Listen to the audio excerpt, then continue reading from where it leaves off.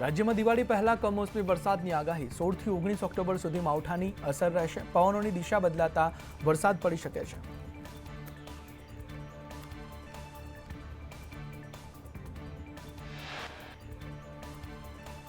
સોળ ઓક્ટોબરે તાપી, નવસારી, ડાંગ, વલસાડ, દમણ, દાદરાનગર હવેલીમાં વરસાદ પડશે તો 17 ઓક્ટોબરે ભાવનગર, અમરેલી, ગીર સોમનાથ, દીવ, તાપી, નવસારી, ડાંગ, વલસાડ, દાદરાનગર હવેલીમાં વરસાદની આગાહી કરવામાં આવી છે.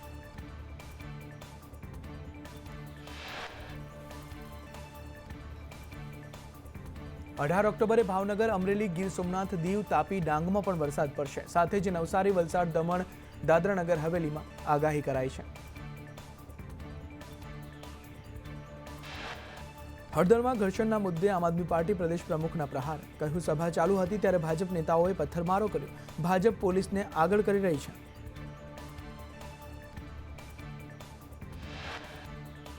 કપાળ પર અને હાથમાં કાળી પટ્ટી બાંધીને ઈસુદાન ગઢવીનો વિરોધ.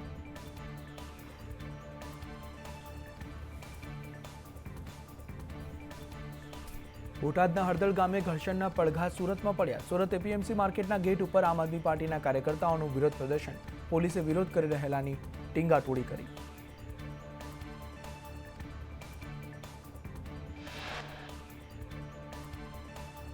સીએમ ભૂપેન્દ્ર પટેલ પ્રદેશ ભાજપ પ્રમુખને દિલ્હીનું તેડું. સંગઠન મહામંત્રી પણ દિલ્હી પહોંચ્યા. ત્રણેય નેતાની પીએમ મોદી સાથે મુલાકાતને લઈ પ્રદેશ ભાજપની નવી ટીમ અંગે ચર્ચાની સંભાવના. સાંસદ મનસુખ વસાવાએ મામલતદાર અને કલેક્ટરને કહ્યું કે તમે અહીંયાના રાજા નથી. આદિવાસીઓનું વીજ કનેક્શન કાપતા રોષે ભરાયા. મનસુખ વસાવાએ વિકાસ સપ્તાહમાં એપીએમસીના વેપારીઓને ચેતવણી આપી. કહ્યું, આદિવાસીઓને લૂંટવાનું બંધ કરો. આવું કરતા લોકો પોટલા બાંધી જતા રહે. મનસુખ વસાવાએ અધિકારીઓને ખખડાવતા કહ્યું કે આદિવાસીઓને લૂંટનારાઓ સામે તમે કાર્યવાહી ન કરો તો હું જાતે કાર્યવાહી કરીશ. કોઈ પ્રોજેક્ટ લાવો તો અમને પણ વાત કરો.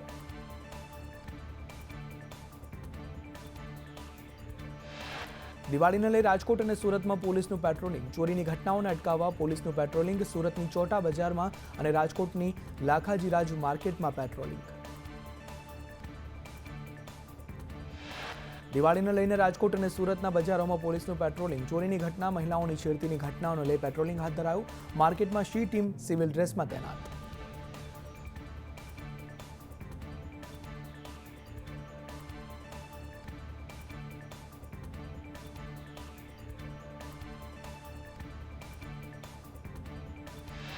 કપ સિરપ અંગે ઋષિકેશ પટેલે કહ્યું કે કપ સિરપ સામે વિભાગ દ્વારા કાર્યવાહી ચાલુ છે. કપ સિરપના જથ્થા બાબતે કોઈ જવાબ ના આપ્યો.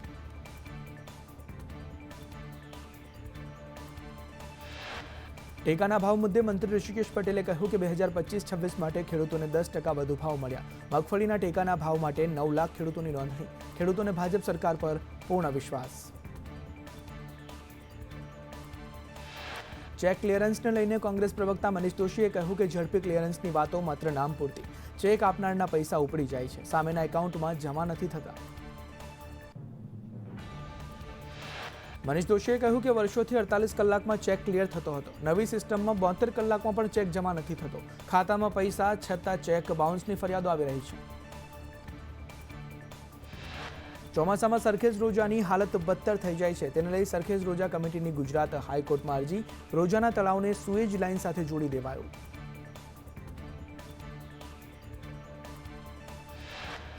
અરજદારે કહ્યું કે સરખેજ રોજામાં તીવ્ર દુર્ગંધ આવે છે તો એએમસીએ કહ્યું કે શિંગોડા તળાવનું બ્યુટિફિકેશન કામ ચાલી રહ્યું છે.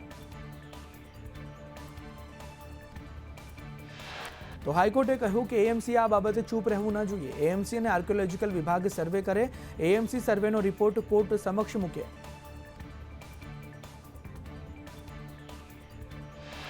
પોલીસની ભરતીને લઈ રાજ્ય સરકારનો ગુજરાત હાઈકોર્ટમાં જવાબ. 2026 સુધી 14,000 પોલીસકર્મીની ભરતી થશે. પીએસઆઈ ભરતી પરીક્ષાનું સિલેક્શન લિસ્ટ નવેમ્બરમાં જાહેર થશે. ગૃહ વિભાગે ફટાકડા ફોડવા બાબતે સૂચનાઓ જાહેર કરી. દિવાળીમાં રાત્રે 8 થી 10 જ ફટાકડા ફોડી શકાશે.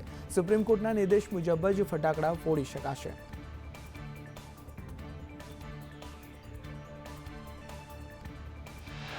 ગાંધીનગર જિલ્લા પંચાયતમાં આશા વર્કર બહેનોનો વિરોધ. પગાર વધારો અને ઇન્સેન્ટિવની ચૂકવણી કરવા રજૂઆત. દિવાળી પહેલા બાકી રકમ ચૂકવવા રજૂઆત કરાઈ.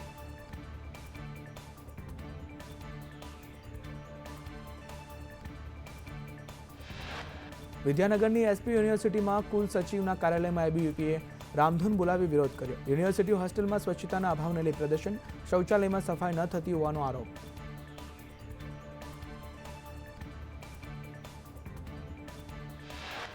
વેરાવળ સોમનાથમાં બિલ્ડર્સ બ્રોકર્સનું કલેક્ટરને આવેદન. સુડા હેઠળની પેન્ડિંગ ફાઇલોનું નિરાકરણ લાવવા માંગ. છેલ્લા 5 મહિનાથી એને સહિતની તમામ મંજૂરીઓ બંધ. મંજૂરી ન મળવાથી બાંધકામ ઉદ્યોગ મુશ્કેલીમાં.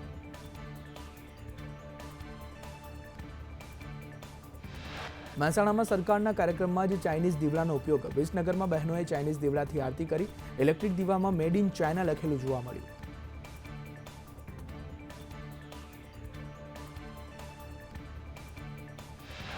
મહેસાણાના વિસનગરમાં સામૂહિક દુષ્કર્મને લઈ વિવિધ સમાજના લોકો રસ્તા પર ઉતર્યા. આરોપીઓને ફાંસીની માંગ સાથે રેલી યોજી મામલતદારને આવેદનપત્ર આપવામાં આવ્યું.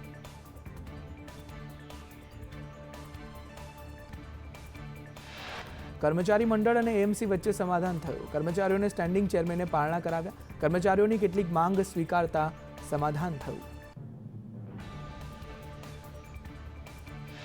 ફાયર સેફટીનો અભિપ્રાય ફાયર ઓફિસર જ આપશે. અગાઉ અભિપ્રાયની કામગીરી પોલીસને સોંપાઈ હતી.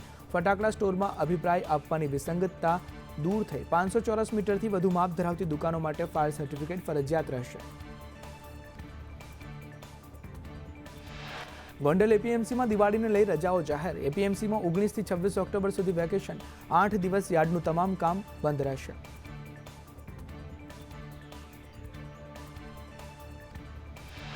ખેડાના ડાકોરમાં રોડ બનાવવાની માંગ સાથે રહીશો આમરણાંત ઉપવાસ પર. રાણિયાના નરસિંહપુર વિસ્તારમાં રોડ બનાવવા માંગ. મુખ્ય રોડ બ્લોક કરાતા વાહન ચાલકો અટવાયા.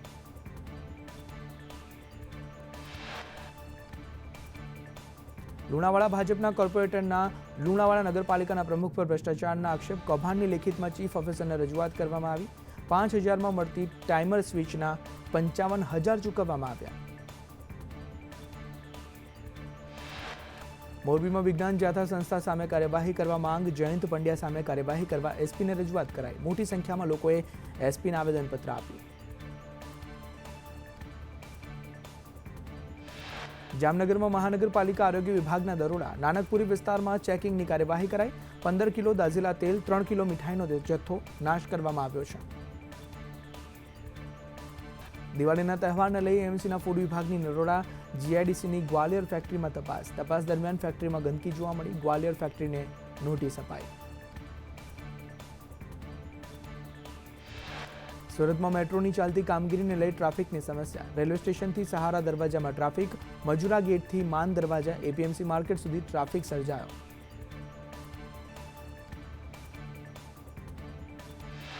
અંકલેશ્વર નેશનલ હાઈવે 48 નજીક સ્ક્રેપના ગોડાઉનમાં આગ લાગી. આગને લઈ ધુમાડાના ગોટે ગોટા દૂર દૂર સુધી નજરે પડ્યા.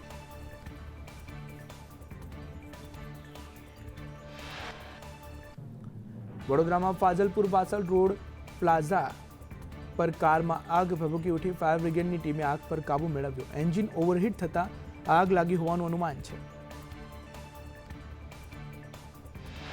આમોદ તાલુકામાં કોંગ્રેસના કાર્યકરોની અટકાયત. ભાજપના ભ્રષ્ટાચાર વિકાસ સપ્તાહની ઉજવણી કરતા પોલીસે અટકાયત કરી. મનરેગા, શૌચાલય અને નલ સે જલ જેવી યોજનામાં કરોડોનો ભ્રષ્ટાચાર. અરવલ્લીના મેઘરજમાં 52,000ની લાંચ માંગનાર 2 કર્મીને એસીબીએ રંગે હાથ ઝડપ્યા. પ્રધાનમંત્રી આવાસ યોજના અંતર્ગત લાંચ માંગી હતી.